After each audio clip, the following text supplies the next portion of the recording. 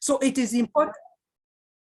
It is important for us now to ask ourselves that question so that we can be able to have some sense of direction and some sense of purpose.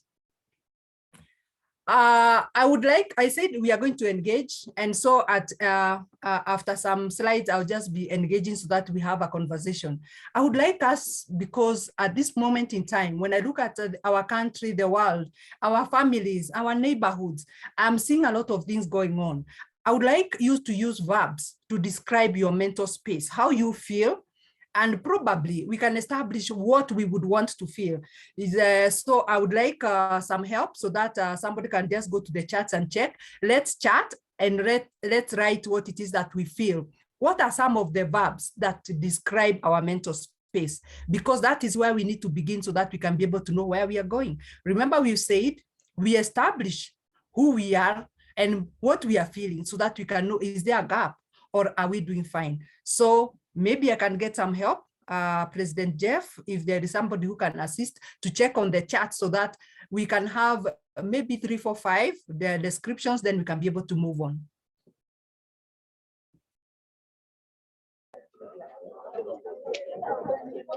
Maybe Rotarian Roberts, you can assist with the chats. Dr. President, no problem. Okay, thank you so much. Okay.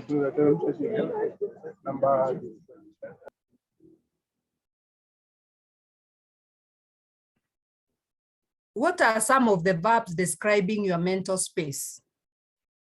If I was to ask you how you're feeling right now, what would you say?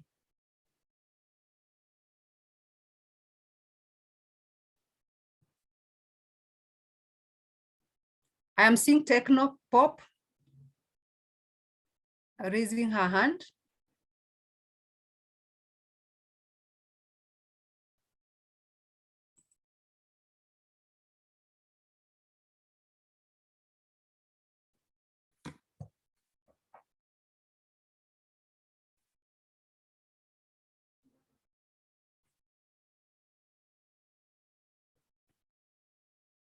And I think I can also see the chat. I can see we have tired, we have clouded, we have happy, overwhelmed, worried, navigating through life, grateful, sad sometimes. Some days are good, some days are bad, frustrated, discouraged from Joseph. And we have all kinds of feelings. And probably one of the things I like to ask, what are some of the sources of these feelings? And when we get there, then we will be able to establish what is the root cause and how can we get better. So now, could we now start saying what it is that we feel? We can go into the data and results analysis, which is the longest part because it's the most important part. I will answer.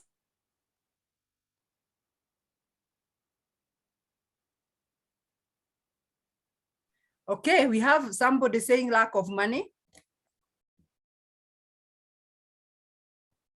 domestic violence, interactions,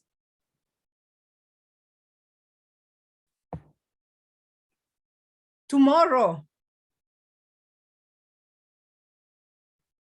improvement, stagnation, fear. Thank you so much for those who have contributed. And as I was expecting, some of the things that are coming through as the sources of the feeling we have is lack of money. And one question that I like to ask is, and this one I'm just saying generally, it has nothing to do with the person who wrote that, because these are some of the sources of our frustration and of our mental struggles. So one question I like to ask is, suppose maybe you want $1 million shillings and I give you $1 million shillings in cash. That means I have quite a bit of cash, and I close you in a room. For example, I close you in a room and I tell you, now you ought to be happy. I close you there and I leave you and I tell you, now I'm sure now you are actualized. I would like to ask, and I would like you to ask yourself, would that happiness come through? Because what we are saying is that we are lacking money. And here I am giving you 1,000,000 shillings, and I'm closing you in the room because what you wanted is 1,000,000 shillings. And I would like to hear from somebody, maybe even you can speak if you can. Would that bring the happiness that we are desiring? Because lack of money comes out in many forums as a reason why people are not happy. What do you feel? If I gave you 1,000,000 shillings and closed you in a room, would the happiness be realized?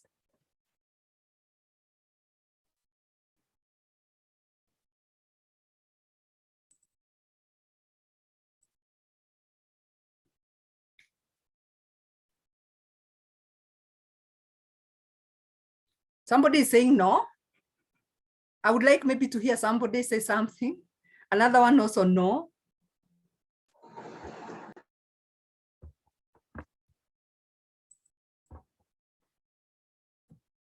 I'm seeing a no.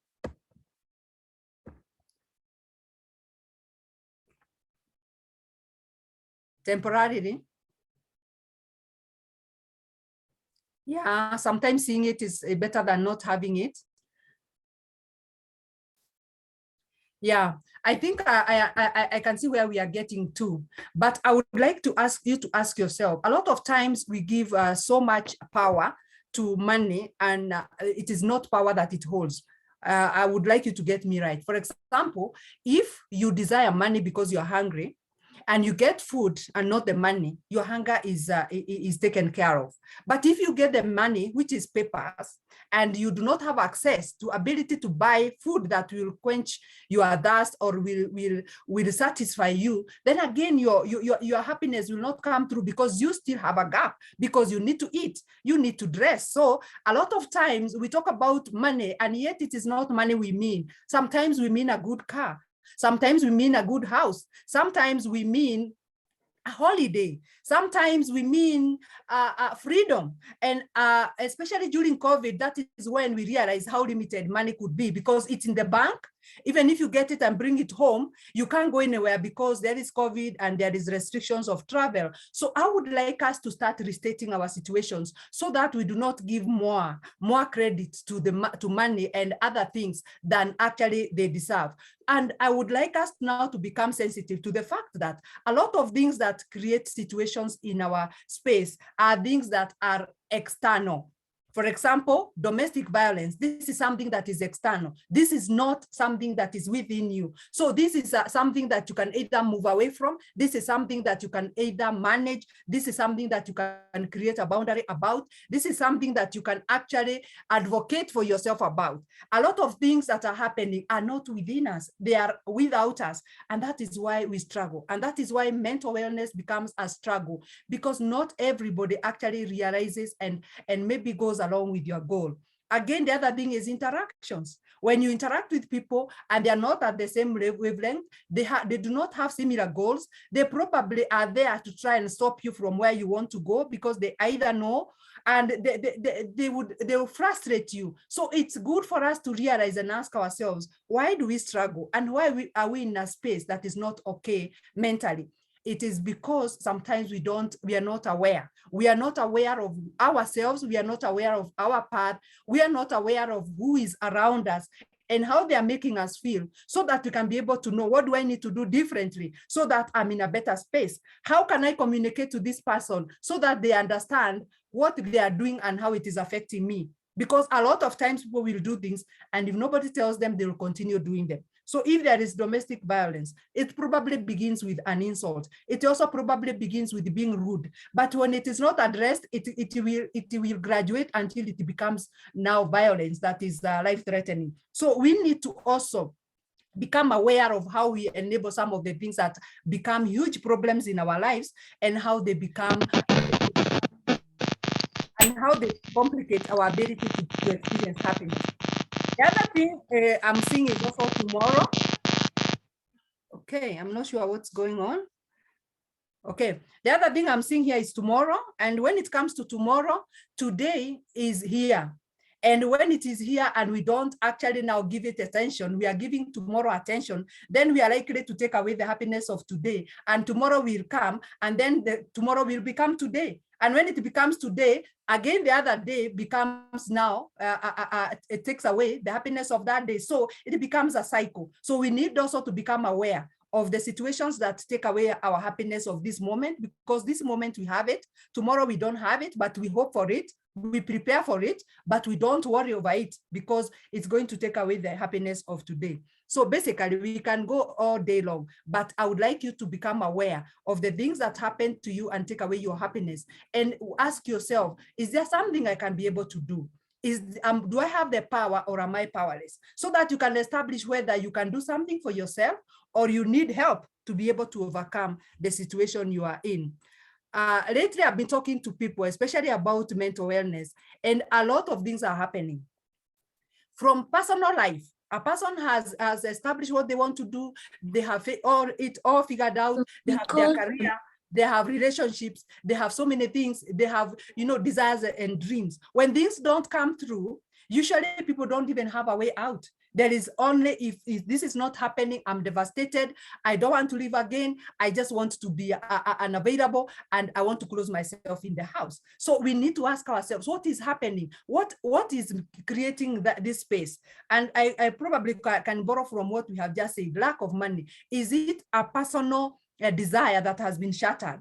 In terms of domestic violence, it is this is where you're having an issue with your environment, and you need to ask yourself, do I have an option in this particular situation, and how can I be able to create peace within my circles? The other thing also we are seeing is relationships. The young ones who would like to get married, they're struggling. Some of them, like yesterday, some are telling me, you know what, we are keeping away from the girls because it has become so difficult to relate. We don't even know what we need to do. We don't even know whether we are smiling right. We don't know whether whatever we do, we are doing it wrong. So we need to know that, again, that has become a situation where, unless something is done differently, then people are likely to struggle, and they would want families, but they are likely to get stagnated because they don't know how to approach it. Parenting, again, has become a big issue. Whereas a child is a gift, and it's a gift that you cannot even buy with money. Again, they have become a source of distress for parents. You see parents overwhelmed, they don't know what to do. The children are just too loud. The children are not manageable. And you see a parent who was once happy that they are getting a child, they become sad about it. Is there something we can do? Can we be able to create a situation where we can be able to manage, we can get back the power of a parent, and we can be able to move forward with our children? Work. You do an interview, you get the job, you're excited. 2 weeks or 2 months down the road, you don't like your job anymore. You are so sad, you do not want to go there. You don't even like anybody there. You don't even like your salary. It's not even enough. The work is so much. So what is going on? Is it a job or is it you? We need to establish what changed. If the salary we are promised is still coming through and the working hours are still coming through, then what is this that is the problem? Sometimes we don't point the fingers on ourselves, but we like pointing to the other party so that we can feel like we are not to blame. Again, ask yourself, what is shattering my expectations? Is it me and what I'm doing or not doing? Or is it my environment that is not helping me? Another thing is friends.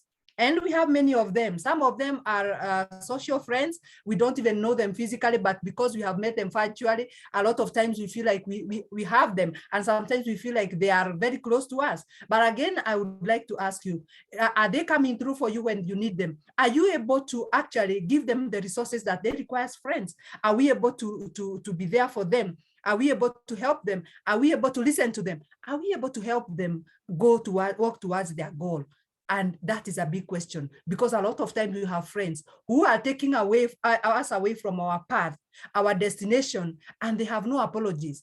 And we are not also assertive enough to say, you know what, I think this is not right for me. If they're inviting you for dinner and you had plans with your family, do you dismiss your family and take their goal and actually actualize their goal, whereas yours is frustrated? A lot of times we do not ask ourselves those questions. And that is why we keep dismissing our own path and working with somebody their path. And that is where a lot of problems are. And that is why we need to balance. And when we balance this, then we'll be able to walk our journey, and we will be able to use our time well, because time is the only resources you cannot get more. You cannot be able to play a game and win time. You can win money, but you cannot win time. So that is one of the resources we should protect with so much clarity. And we need to know that this is something we cannot get more. So the other thing is we can see what is happening in our neighborhoods, in our country and in the world. And we need to ask ourselves, do we just fall and accept the situation as it is, or can we do something differently? And that is why I'm appreciating this opportunity. And President Jeff, I'm appreciating you welcoming me here so that we can have a conversation and talk about what can we do and where can we take ourselves if we are deliberate on what we want to do. What I've realized also in my career as a counseling psychologist is we do not look at life in terms of managing. We always look at life in terms of, if I don't have it, I don't have anything. For example, if you find somebody who is in a broken relationship, let's say, for example, somebody going through a divorce, and you ask them whether they are happy, they'll tell you, I am not happy at all. Why? Because they are going through a divorce. So they either are happy 100% or they have zero happiness, meaning they discredit everything else that is going right. The fact that they are not having any pains in their body is not important at that moment, because they are either having a problem with the relationship. They will not appreciate the family that maybe is there, the children running around and healthy and happy. Everything else becomes like it is nothing. And so I think one of the ways we need to ask ourselves is, how do we balance so that whatever is happening within our circles or in our lives does not take away 100% of our happiness, yet only a small percentage of an inconvenience is creating 100% of happiness. So we need to learn how to let life lock each other, that even in situations where we are inconvenienced, we can still appreciate the things that are happening that are positive, and we can still say, I'm still smiling, though something has gone wrong, but I can still smile because I have many other things that I can say I'm happy about. So I'm feeling like we need to ask ourselves right now, what is going wrong and what is the impact? Have we given that situation more power than it deserves? Or are we able to say, you know what? I may have failed my exam, but you know, I'm healthy. I have a home to go to. I have family. I have this, I have that. I still have my job. I didn't lose my job, the fact that I failed maybe an exam or something. So I'm feeling like one of the ways we need to claim our balance is to have that inner voice that reminds you of what you still have left in your tank. Even when one of the things that you like and you enjoy and makes you happy is not happening, you can still say, you know what? My tank is still not empty. I still have something I can be happy about. So in your situation, ask yourself, what is the inconvenience? What is this? Is the lack of money the only making you 100% unhappy? Or the lack of, you could still have the money and you even buy the food you like, but the appetite is not there, which again now creates a situation. Now who will eat the food that the money has bought for you? So I feel like we need to start recognizing the other powers that are there and the other gifts. Some of the things that make us so happy and should make us so happy are actually don't cost a lot. You realize, like, even during COVID, we realized that oxygen can be limited, and there was no oxygen in this hospital, that hospital. And for me, it was like, wow, suppose now the general oxygen levels in the world go down. So what happens then? So we don't recognize that it's there, and we are not appreciating that it's there. But we are getting inconvenienced by not having material things, maybe like also even the relationships we have, and we forget that we are. Sometimes we forget that we are alive. We forget that we are healthy, we are not in any pain. We forget that we have sleep. When we go to bed, it comes, and we find ourselves lost in the sleep. And we find that we have appetite. So even the food that we don't like, we still are able to munch it and still feel satisfied. So I'm feeling like we need to start also bringing to the foreground the things that really we need to appreciate, so that even when something is going wrong, even when you have a pain in the body, you can still say, you know what, at least it's not my whole family paining. At least I'm breathing and I still have hope. I still have a house I live in. I still have peace. because in our country, we enjoy peace. So those are some of the things that are taking away our ability to be happy and our ability to feel like we have a reason to live. And it is important for you to ask yourself as a person, how do I view life? Some of the things that matters in life, I know we have different desires and we have different goals in life, but as a researcher, we have a summary of the 3 things that many people really desire in life. And one of them is happiness. And a lot of times, people don't even know the definition of their happiness. So much that even when the happiness is there and looking at them in the face, they don't recognize it because they have not even operationalized it. They don't even know it. They don't even recognize it. So it's important for you to ask yourself, what makes you happy? So that when that situation is happening, then you can be able to say, you know what, I ought to be happy. But a lot of times, we only see what is not there. We only see what is lacking, and we are not able to appreciate what is there. So it is important for you to ask yourself, what is happiness like for you? And so that when you know what it is like, then when it's there, you can recognize it and actually acknowledge it, and you can share it, and you can actually shout it, and you can actually call it by name. So happiness is one of the things that really matter in life, and one of the ultimate goals in life. Number 2 is productivity, and that is why we love to work. We want to have a job. Sometimes we already have money, because we maybe come from families where it was possible for them to have enough for themselves and even some to keep for us. But still, we want to work. Why? It is because we want to feel like we have a sense of purpose. We want to feel like we are adding value to the world in which we are living now. So productivity becomes also a source of happiness and a source of pride, and you feel like you have some purpose. So it's important for you to ask yourself, is what you do every day to earn a living actually the purpose, your purpose in life? Are you marrying between what it is that you do to get money and what you do you feel is your purpose? And this is why now, when we are choosing our careers, and we are choosing our interests, and we are choosing our paths and our businesses, this is why we need also to bring it to the foreground, so that if our job and what we are doing even in business does not bring out our purpose, we can be able to find a way of bringing our purpose in the situation, so that we don't just feel we are engaging with materials. We also engage with our inner selves, like, yeah, I feel like this is what I was born to do. For example, when I'm doing these mental health talks, when I'm talking to people, when I'm doing my counseling, I feel like even if no dollar comes in, I feel like I've been paid because I am doing what I like to do. It's good to ask yourself, what is productivity for you? Is it about money in, money out, or is it about doing something that money cannot be able to buy?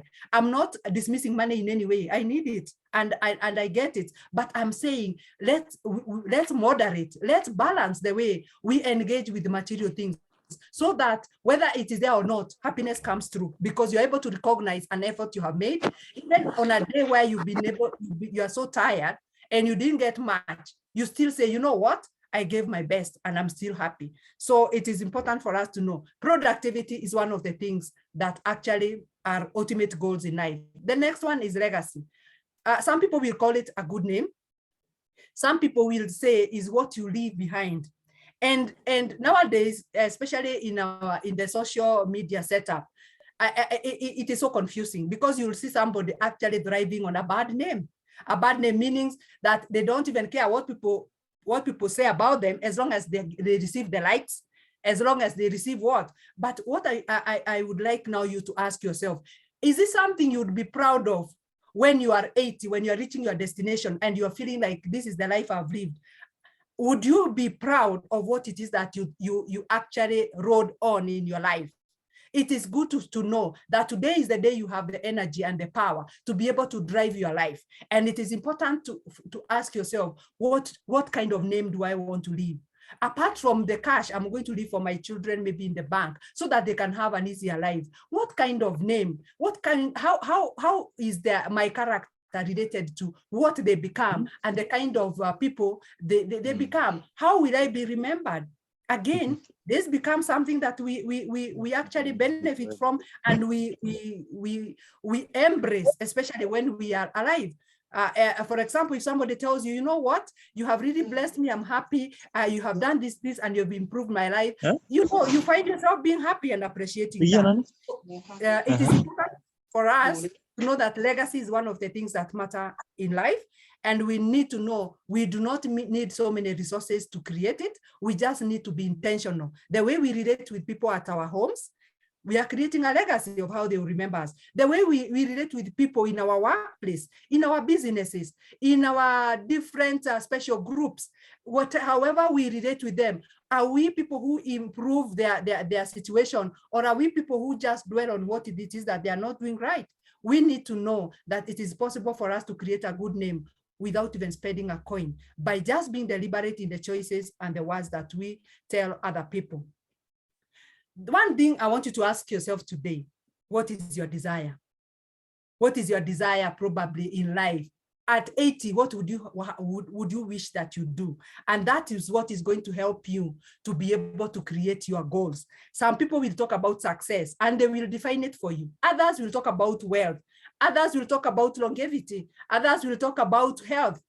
Others will talk about so many other things. But it's good to ask yourself, what do I want to see? And how can I be able to get there? This is the way of creating a destination. And when you get a destination, you will decide the path. Because if you know you want to go to Nairobi, then you know when you walk towards Naivasha, you are going away from Nairobi. So you'll be able always to remember, this is not the direction to Nairobi. So you will always be able to refocus yourself.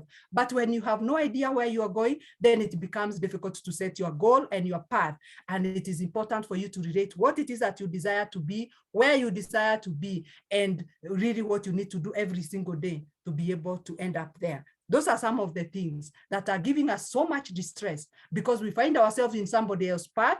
We are not walking our path, and we ask ourselves, how did I get here? It is because sometimes we are not intentional in what we do every day and how it improves on our goal achievement.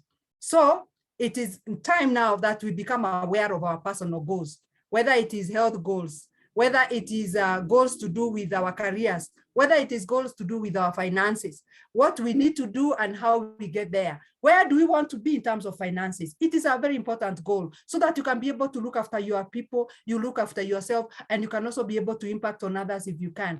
What are your relationship goals? Remember, some of these goals are goals that are tied to other people. When you talk about relationship, this is a goal tied to another person. Is this person aware of this goal? Are they on the same page with you on that goal? And how are they impacting and affecting your happiness and your ability to achieve your goal?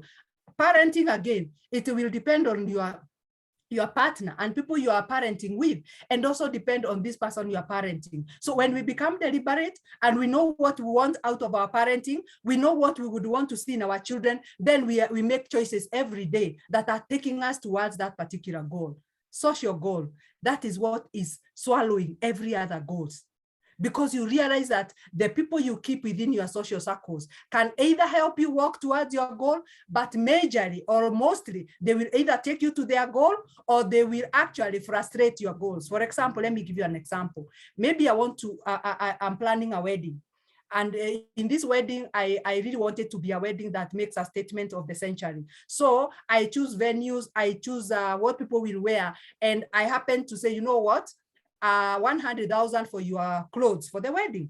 So as a friend, you will feel obligated to come to my wedding and you want to make me happy. So you have to dig deep in your pocket so that you can cough these 100,000 shillings and be able to come for my wedding. So you are actually frustrating your financial goals so that you can be able to make my goals come true, my goal of a wedding of the century. So how many times do we do this?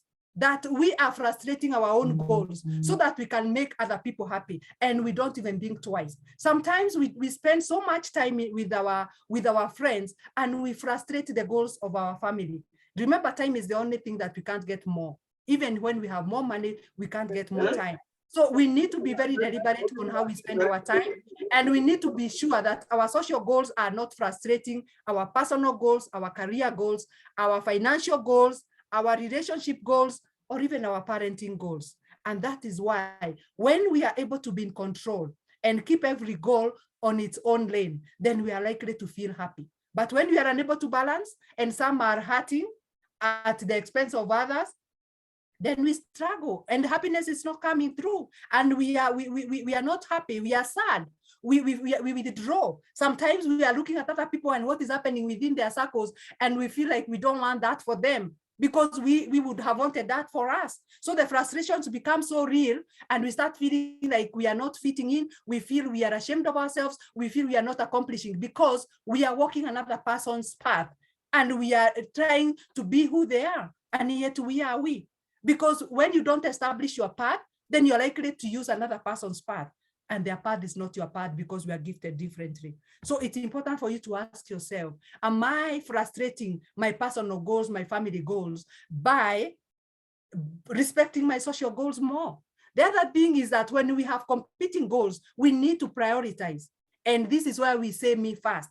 And this is a place where when I say that, when I'm talking to couples, there is a bit of tension there. Because when I'm talking about a husband saying, my wife comes first. For me, if you don't come first, then there's a problem there. Because if you love your wife, take care of her husband and make sure that you are the best version of the husband she could have gotten. This is for those who are married. If you are in a relationship, whichever kind of relationship, if you love that other person, even your children, for those who have children, then if you love them, then be the best version of yourself. Take care of yourself for them so that you can be available tomorrow. Now, this one goes back to your health goals.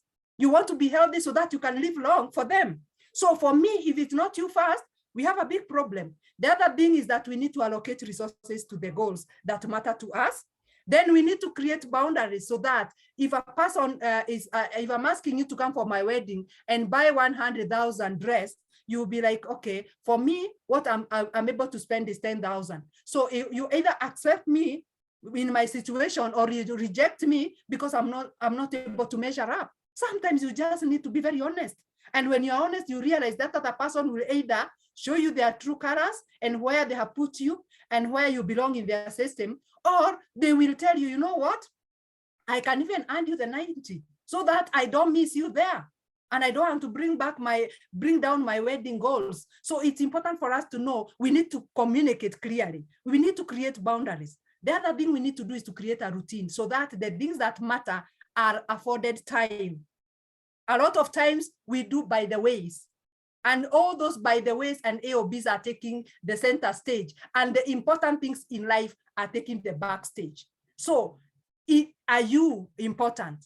And do you focus on yourself? Do you even focus on the people you love? By the time now you go to people who you are within your circles, you've already taken care of the people who matter to you. They are the people who belong to the secure base where at the end of every day you go home. In this home, is there happiness? Have you worked to ensure that there is a good environment so that when you're away, you just know, even if I'm not liked out here, I know where I'm liked and I'm going there and I'll be there and I'll be happy. So you look forward to going there. Sometimes all you need to do is unplug, especially when you are not appreciated, when your goals are dismissed, when you are not validated, when you are being used, you unplug so that you can ask yourself, where do I go from here? A lot of times, we are afraid of unplugging because we are afraid of hurting people, and we end up getting hurt ourselves, and we end up feeling very lost. People within your social life ought to cheer you, to support you, to encourage you, to work with you, to sharpen you. And when they're sharpening you, sometimes there is pain. You know, I don't know how many of you have been able to use the file to sharpen a knife. I usually imagine if the knife was somebody, it would actually even bleed, and it would be so painful situation. So when you are being sharpened, you may not hear good things, but remember you're going to cut better because somebody is working on you. We need to defend somebody who can defend you. So you need to go and audit your social circles so that you can be able to know which are these people you need to keep around because they are doing all these good things for you. Also, you need to own your journey so that you're not swallowed and you're not carried away and you don't find yourself accomplishing the goals of another person. What about when it comes to partners? I know a lot of us, a lot of people with partners, whether if you are wedded, you wedded and you called everybody and they came and they saw and everything. But a lot of times our goals do not wed. And these are some of the things that should happen before the actual physical wedding. When your goals are not wedded, it means immediately you settle down from the wedding, you start working separately. This person, their goal is to go to the US and maybe get a master's degree and settle there. And this other one, the goal is to buy land in Kitale and become a farmer. So those goals are already now like separating you, not even just physically, but you know, in all ways. If you're not marrying your financial goals, this one will be spending what you're trying to save. Before you know it, there's a crisis somewhere. So a lot of times, again, we are not doing things in completion. Now that is why we struggle at some point. When you don't wed your goals, then it means there's still a problem there. And there's likely to be more problems the more you continue living. You say you changed. It's not that they changed. It's because they didn't tell you all about their goals. So goals need to be brought out. And even if you are wedded today and or you are in a relationship, go and now try to perform a wedding on your goals, so that now you can begin now to see things on the same page. If that is not happening, there will always be friction because some of the goals are clashing. And there will always be the question of whose goals are more superior. And that's not a good place to be. You need to first of all establish what is the goal and how can you marry them and how can you work together. So we are expecting weddings today of our goals. And now, because you are you, and there are so many things happening within the family, within your workplace, within your relationships, with your children, and all things are trying to take away your focus on your path. How do you go about it? That is where now again another balance comes in. When you are inconvenienced, you are walking very straight and you can see this is Nairobi and I am coming, then something slaps you before you realize you are walking towards the opposite direction. The most important thing is to remind yourself that, you know what, that's a temporary inconvenience and I will do some whatever I have to do about it. If that is a financial goal and something happens and maybe you have to cough money to do something, maybe to take to hospital or maybe to donate or to do ABCD, just know that, you know what, I'm still going to Nairobi. I may go a bit later, but I will still go. So your mind and your eyes should be focused on where you want to go, but you should also be cognizant of what is happening and appreciate and also address the issues that need to be addressed first. So the fact that something happens should not be excuse enough that I stopped doing what I was doing because this happened. And so now everything became derailed. Yes, it can be derailed, but we still get back to the rail and continue moving. It may be later, but there is still the hope and there is still the desire to continue working on the journey. There are so many situations that can derail you, but if you have the inner drive and you have the motivation and you keep reminding yourself, then you'll be able to continue working, even though slower, even though maybe at a different timeline, but you will still be able to go, because you're not giving up on yourself, especially. So as I'm finishing, I would like you do some homework for me, and that is also for you. One of the things that we forget is about happiness, because happiness is what we get when we buy the dress we like, when we buy the car we like, when we marry the person we like, when we do the things we like, we are supposed to be happy. Because I've never seen a person saying, I'm buying this dress because it's so depressing and I want to wear it and feel depressed. I've never seen that. So we all buy things and do things to make us happy. So we need to ask ourselves, how is my happiness tank? And what do I mean? Your happiness tank has inlets, because in every tank we have an inlet that brings in water in an ordinary tank, and we have the outlet that takes away water. So we need to establish what it is that fills our happiness tank. Is it your work?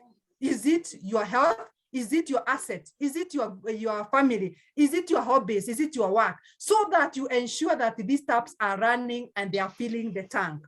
We also need to become aware of the outlets. Is it one or is it many or is it none? Because we need to block them.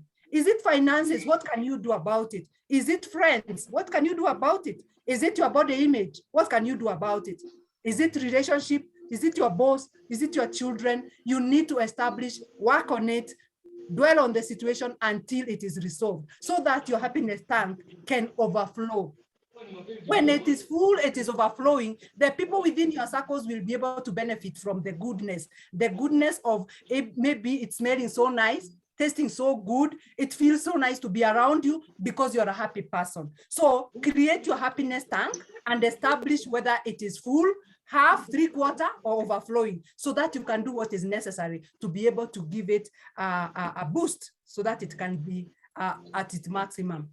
How do we domesticate happiness? Number one, we recognize it. A lot of times we are looking at happiness in our faces, but we don't recognize it. For example, maybe you have been saving to buy a car, but every time your child is coming and telling you, you know what, I need ABCD, you see this child as a bother.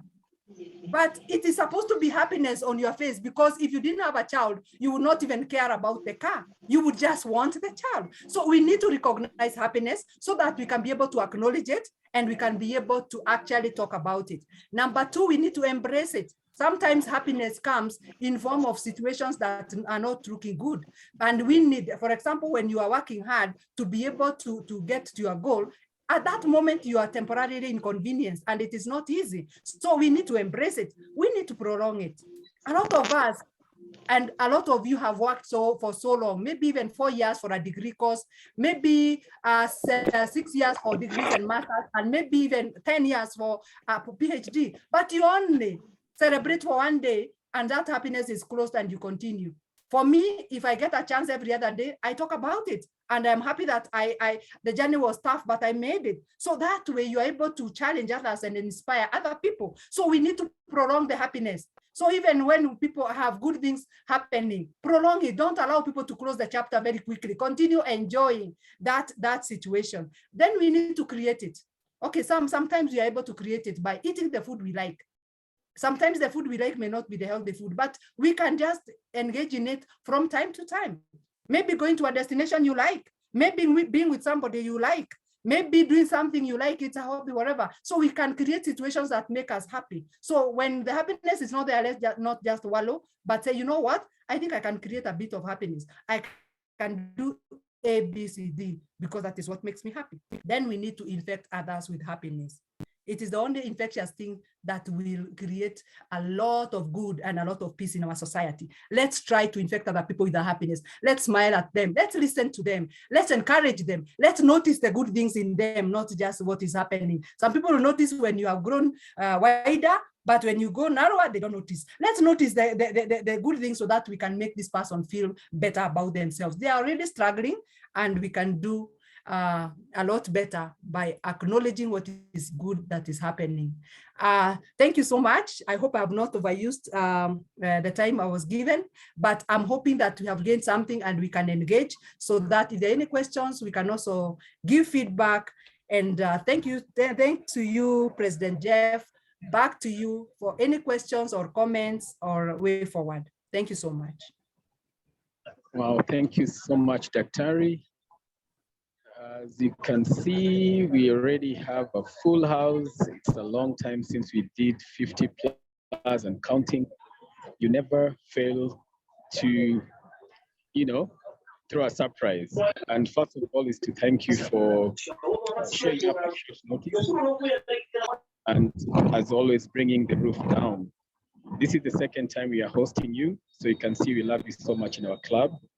We couldn't get enough of you, and definitely there'll be numerous questions. So let me open the floor for any questions and comments to Daktari. Our webmaster has already said the recording will be forwarded to our website, so everyone will be able to access the recording. But now the floor is open. Let's have members and guests asking Daktari questions. She is very hard to catch, very, very hard to catch. We are blessed to have her here, and she's able to give us feedback real time. The floor is open. Anybody can go.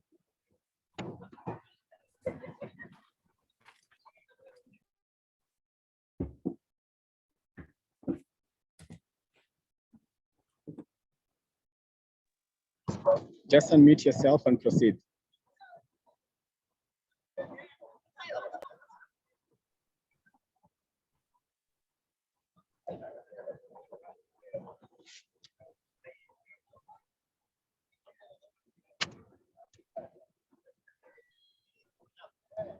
I think guys are still in awe. People are still absorbing. Proceed, sir. My Good name evening is to you. Joseph. My name is Joseph from JKUAT. I am a counseling psychologist at JKUAT. I was sent this message by Dr. Sisama, who is Dr. Kagwe's friend. And I want to say thank you very much, Daktari. We really have also learned a lot. And also for the organizers of this forum. And maybe later on the president can tell us how we can become part and parcel of your good group, because it seems that you have the best interest of most of us of working in situations. Sometimes we don't get such forum. So I want to really to appreciate you, Jeff, for your organization of this, and Dr. Dr. Kagwe for her presentation, which is very empowering and making us to drink in this deep river of mental health that each one of us needs. Both of us, we are working with the vulnerable people. We have also known our part that sometimes it was also therapeutic to listen to her. So thank you very much, Jeff and Daktari, for making an opportunity for such people like us to come and listen this evening. Thank you very much.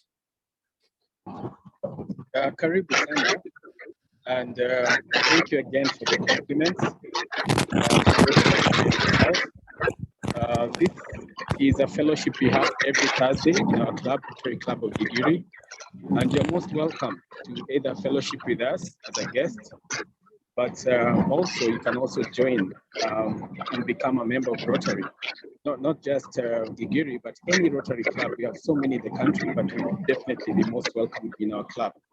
So if you don't mind sending contacts on the chat group, we'll be able to reach out to you and invite you for our future fellowships, and also to engage you to becoming a member if you're interested.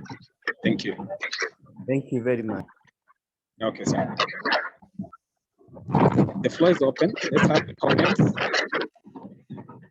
Let's have the questions.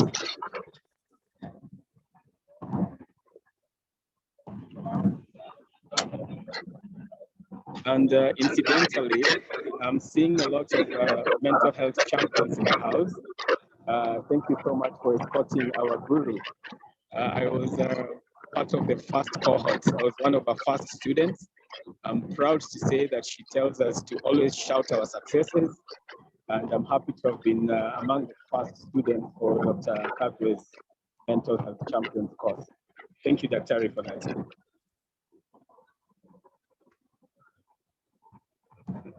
Let's have more questions or comments. Hello, my name is Joseph.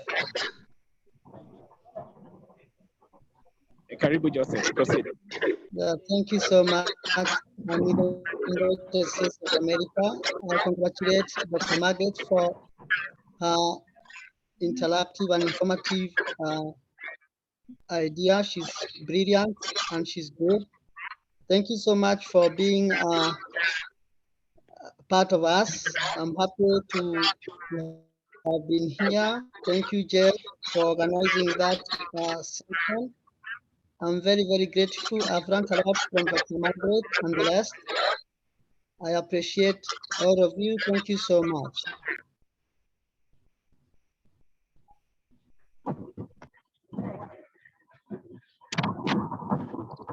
Daktari, let me ask a very heavy question that comes right back to you. This fellowship was prompted by the apparent suicide of a psychiatrist last week. And when it happened, it was posted in our group, and we started a discussion among the members. And we suggested that we have a talk about it. So as much as you've told us about the A to Z on finding our mental balance, last year we had a similar doctor, another similar case of a doctor committing suicide. Last week it was also a counseling psychiatrist. Who counsels the counselors? Are you people also stressed in your fields? And when you're stressed, who do you go to talk to you, to and stress you, to distress you and all that? because we're having a high rise also in the professionals being totally stressed out and committing suicide and things like that. Maybe you could comment on that. Yeah, thank you so much, Jeff. And that's one of the reasons why I was asking what we are feeling, is because I wanted to capture such kind of sentiments, because it can be it can be scary, especially when you see the people you are running to are also overwhelmed. One of the things I would like to acknowledge is that, remember that the psychiatrist, the psychologist, and even the mental health advocates and professionals are also human. Meaning, whatever we are going through, if it's situations at home with our families, with our friends, even with the social media and everything, they are going through the same things we are going through. On top of that, they are on the receiving, and everybody trying to offload, they are coming to us. For example, for me as a counseling psychologist, people will come to me and they'll tell me, Dr. how do I go about this? So I get all kind of questions and all kind of situations that people would want me to help them resolve. But remember, if my cup is not full, if there is nothing there, and I attempt to give, I am likely to mess this other person more, and I'm likely to be in a worse place. So I feel there is something we do for us psychologists, that we do something we call supervision, and we also go for therapy. For example, for those who know me very well, they know that I lost my mom at the beginning of the year. I actually withdrew from giving therapy. Why? Because my cup is not full. And I felt like if I attempted to do the same, I am giving what I don't have, and I'm likely to be overwhelmed, and I'm likely not to recover well from my own loss. So what did I do? I went for therapy, and I have not gone back to work. Even right now, I'm still not offering therapy, because I feel I'm not standing well enough, and I do not want to use somebody's time to deal with my issues. If somebody comes to my therapy room and they told me they lost their mom, and we are crying together, that is their time to come and heal, and I'm actually using their time to do my own things. So I feel like there is the need for people to become aware that we are also human, because there are some people who would tell me, the fact that you are a psychologist, Daktari, you should recover very fast. For me, it's that now that one really puts me down, because I am human, and my mother does not stop being my mother because I am a psychologist. So what I'm feeling is that we need to become aware, and as mental health professionals, we also need to go for help. We also need to refill our cups so that we don't keep dishing out until we go into the negative, only to realize that we are so down there. We also don't want to live anymore. So I'm feeling like we need to become aware that mental health professionals are also human, who are also struggling, and they need to be also encouraged to take care of themselves. They also need to be understood when they struggle. Their struggles are also valid, and they need also to be encouraged to also attend such forums. For me, when I get an opportunity, I do, and I listen like I don't know, because I am learning, so that I can know how can I make my space better. So when you see, the next time you see a person, either a psychiatric nurse, whether you see a psychologist, acknowledge their struggle and tell them, you know what, even you, when you struggle, we would listen, because that is why champions are there. People who can just, I'm listening, I may not tell you much, but I'm here for you just in case you want to say it all. So we need to become aware of them. We need also to reach out to help them, and also acknowledge and validate their struggles. So I know it can be a scary thing, but you know what? When we become aware, then we do something differently. So the next person you meet, a person even who is offering mental health help, then you can also acknowledge and tell them, you know what, if you struggle, we would also be willing to help. So thank you. Wow, thanks, Daktari. Thanks for the openness, and more so for the humility of using yourself as an example. Once again, Pole, for the passing on of your mom. And thank you for encouraging the rest of us to be able to see within ourselves and to find it within ourselves to be able to forgive ourselves. And yeah, let me see if there are any comments, any other questions? President. Proceed, Rotarian Robert. Mine is to say thank you for this talk. It was brought at a good time. It was very enlightening, especially when you talked about marriage goals. I've seen several marriages where everybody's off. But I guess it happens once or twice. So maybe you should have said it at least 90 or 95%, you know, because at the end of the day, an example of myself, like at the age of 30, I am in an island somewhere in Lake Turkana, but I don't think my wife will follow me there. It's too hot. So on a serious note, just wanted to say thanks. A very enlightening topic. Back to you. Thank you, Robert. Maybe Dr. could rejoin on that.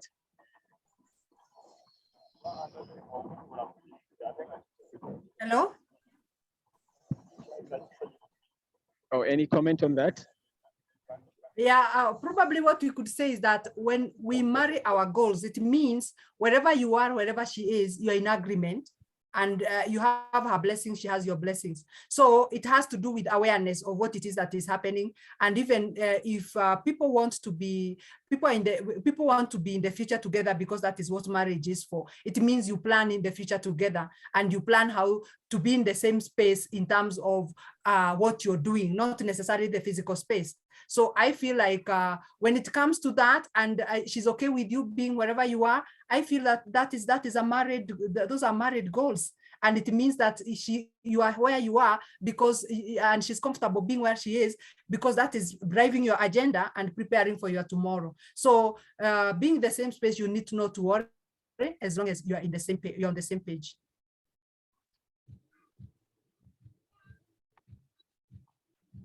Excellent. We have a question on the chat. Rotarian Mukami is asking, please comment on how to deal with grief and loss. Okay, this is where I'm happy that I had talked about losing, and this is a topic I'm still this is something I'm still struggling with, because I've lost, and it's not that it's my first time to lose, but this hit me the hardest because I realized I am an orphan. I know somebody will just find like, you're a big girl. Yes, I am a big girl, but there is that thing you feel holding you, even if it's not there. And that is what I felt like I lost. One of the things of dealing with loss, and one of the ways I deal with loss, especially in therapy, and especially before losing my mom, because I was doing it actively, is number one, we need tools to deal with every situation. For example, you go to the shamba, you will need a djembe to dig there. So unless you have a djembe, then you might struggle, because how will you go about it? And this is where the holistic wellness comes in. There is the spirit, the mind, and the body. You look after your body, it will continue hosting your mind, and it will continue hosting your soul.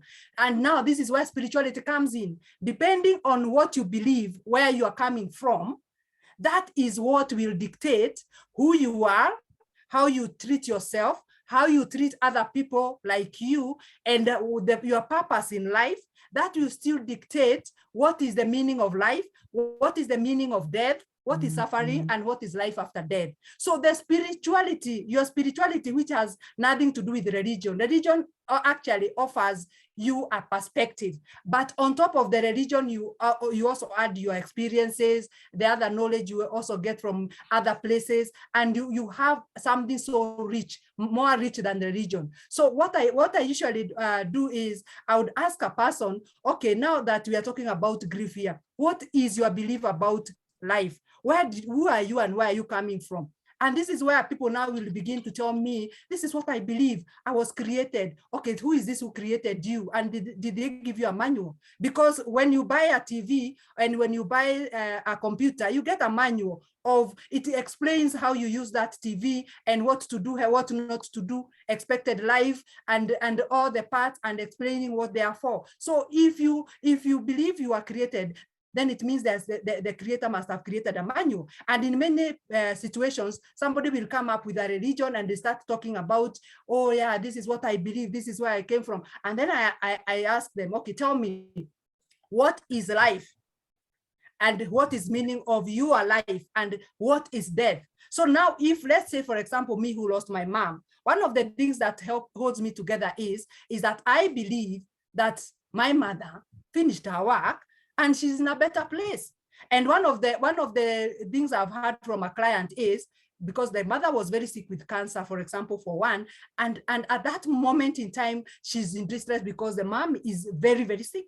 And I asked her, okay, your mom is very, very sick. What do you believe about life? And what do you believe about what you're worried about? What are you worried about? I'm worried she'll die. Okay, if she dies, so where do people go when they die, according to you? Remember, it's her, not me. And then she'll tell me, when people die, they go to a place where there is gold, there is happiness, there is no death, there is no hunger. And I'm like, okay, I'm not getting it. So you want your mother to continue hurting and not to go there where there is no this. So some of the things you just help a person to establish what they believe and actually use their beliefs to heal themselves. So for example, my mother just didn't wake up one day and she just slept and slept and slept and she didn't wake up. So for me, I asked myself, okay, so how would I have wanted her to die? Dramatically, or should I have wanted her to be so sick that I'm looking at her and I'm saying, now you can go? When I ask myself those questions, I say, you know what? You should be happy that she just rested in peacefully. So what I'm saying, we use our beliefs. And if you don't have beliefs, you don't have the tools to be able to navigate that, then we struggle, because I cannot impose my beliefs as a therapist on you to be able to heal you. So this is where I hope, Rotarian Mukami, I'm addressing your situation. You borrow on your beliefs so that they can come through for you to explain what is happening within your circle and what it is that you can be able to do and what is expected of you in that situation. It may sound very tough, but sometimes when you think about it and you reflect on it, and you also talk with the people you have lost the same thing with, and it becomes an easier journey. But there is no solution, and there is no one pill that you take and feel everything is okay. It is an everyday struggle. Thank you so much. Thank you, Dr. for that comprehensive response to Mukami's question. If there's no other question, I'd like to ask a question on legislation. I don't know, Dr. if you had the news today. I think, or I thought I had, our parliament passed the bill on mental health. If that is true, how significant is that to our healthcare system and of course to the people afflicted or affected with their mental health? One of the things is that I am really excited about it because it gives some significance, a lot of significance to the mental health situation. Because if you look at the budget, the previous budget, out of the health budget, only 1% is given to mental health, meaning that we do not have professionals working in the government hospitals who are taking care of the mental health. So when the bill is passed, it means there's going to be more focus, and there is going to be probably a better budget, and there is going to be like a way forward that is going to ensure that people get the services they need. One of the things that people struggle with in Kenya is that 75% of people seeking health care actually have a mental situation that will need to be addressed.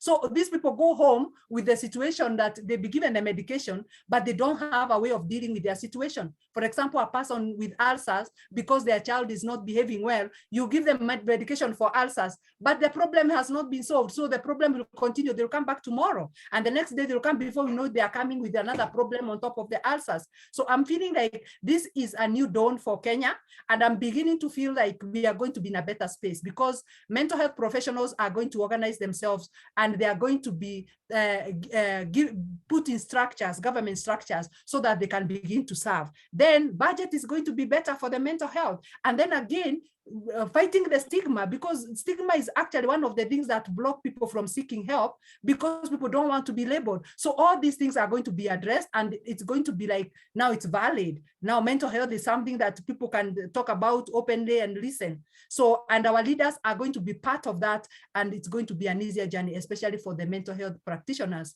who are really struggling to be heard, and actually they were not being heard. So I feel excited, and I feel hopeful, and I feel like the trend of people taking away their lives, domestic violence, struggles and fights, and unhappiness is probably going to be addressed, because people will become more aware, and they are likely to do better for their own space and the space of other people.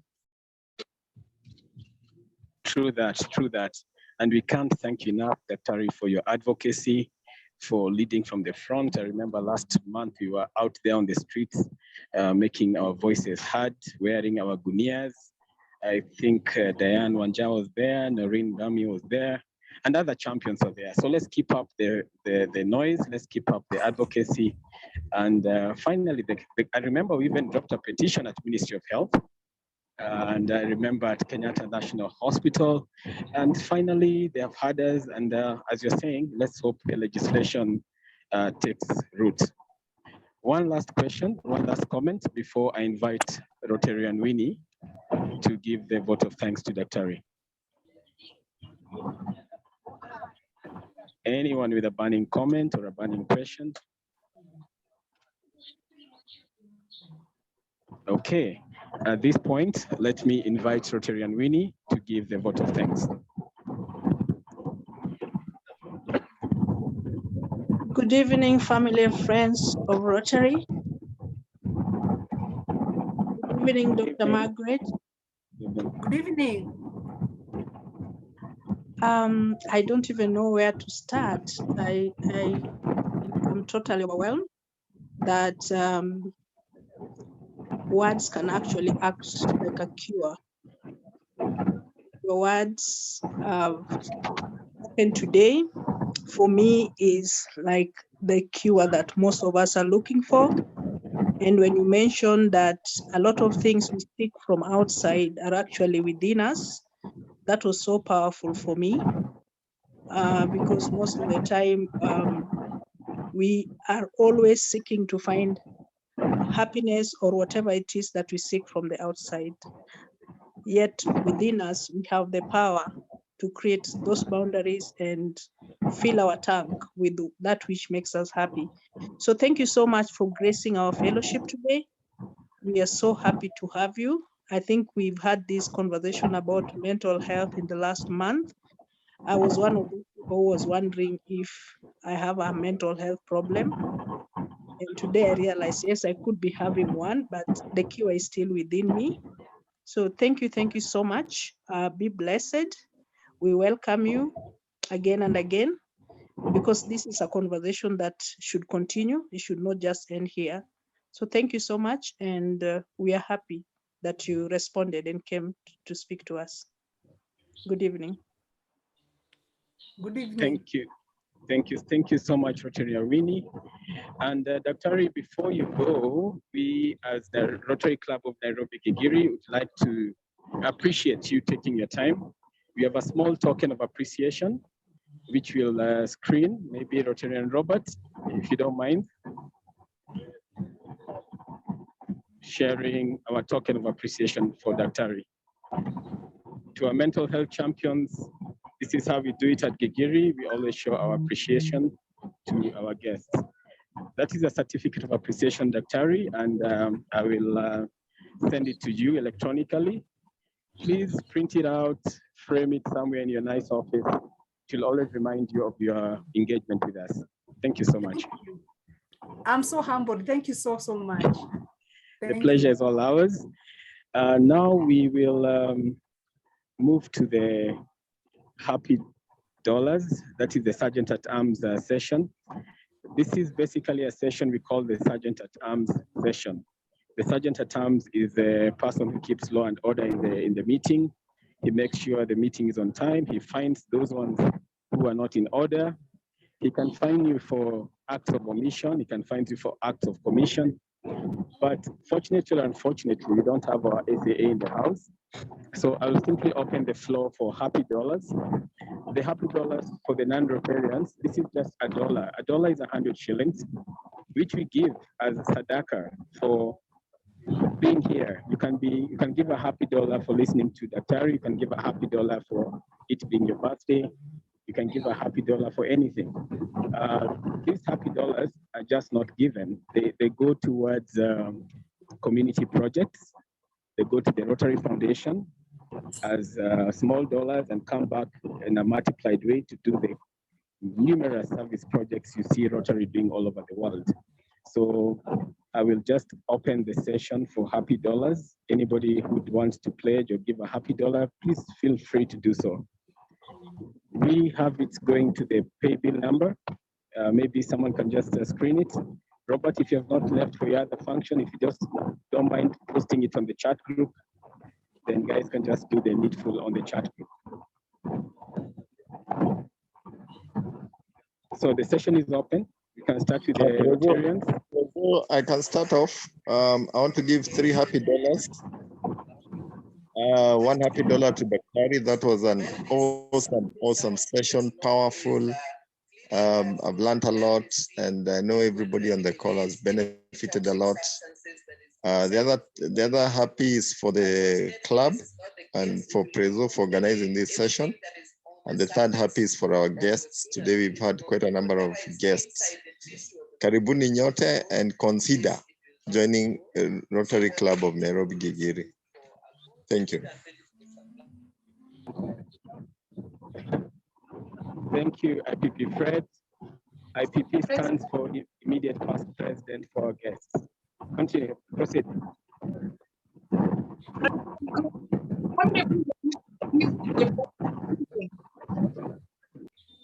So $5 happy. My name is Noreen from the Rotary Club of Nairobi Muthaiga North. Also a mental health champion, work very closely with Dr. Kagwe. So 5 happies. Dr. for a wonderful presentation. A lot of meeting in the same day as this, but I was like, I cannot miss this. So thank you for a wonderful presentation. And to the team from Gigiri that was at Houston, there's only one person, and Ajijua, happy for you. And yeah, and just for being here at Rotary Club of Gigiri. So 5 happies. Please put the Nini in the mtandao kindly so that we can send the chums. Thank you and have a good day. Thank you, Rotarian Noreen. Thank you, my fellow mental health champion. And thanks to you for introducing me to Daktari and to the course. It's paying dividends big time. You can see now Rotary is already plugged in.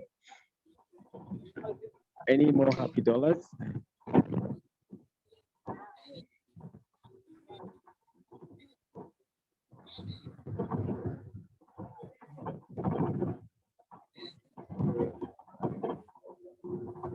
Okay, happy dollars going once, going twice. For those who want to take note, the pay bill number is 982800, 982800.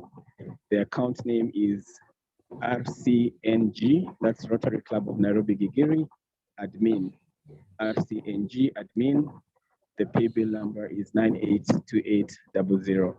Or you can just send it to any Rotarian who invited you and be sure it will reach the right account with the payment details shared.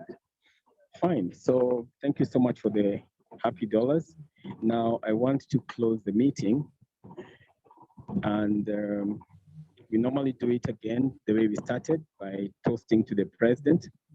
So together with the Rotary Club of Muthaiga North, together with any other Rotary Club represented, together with the mental health champions in the house, together with the STEAM consultancy. This is Rotary Club of Nairobi Gigiri, giving you Rotary the world over. Rotary the world over. Thanks. Cheers, guys. Thank you so much. The meeting is officially closed. Once again, I apologize. I'm on the road. I'm not able to come on video, but thank you so much for understanding, and thank you so much for zooming in. For the guests, if you got the poster and you'd like to know more about Rotary, and specifically to join Rotary Club of Nairobi Gigiri, my contacts are on the poster, or simply get in touch with Dr. Kagwe. She has my contacts, and she will be able to link you up with our club or any other Rotary club. Otherwise, we meet every Thursday from 7 to 8 via Zoom, sometimes physically at Trademark Hotel, and I'll be sharing all our invites in the Mental Health Champions group. Thank you so much, guys, and have a good night.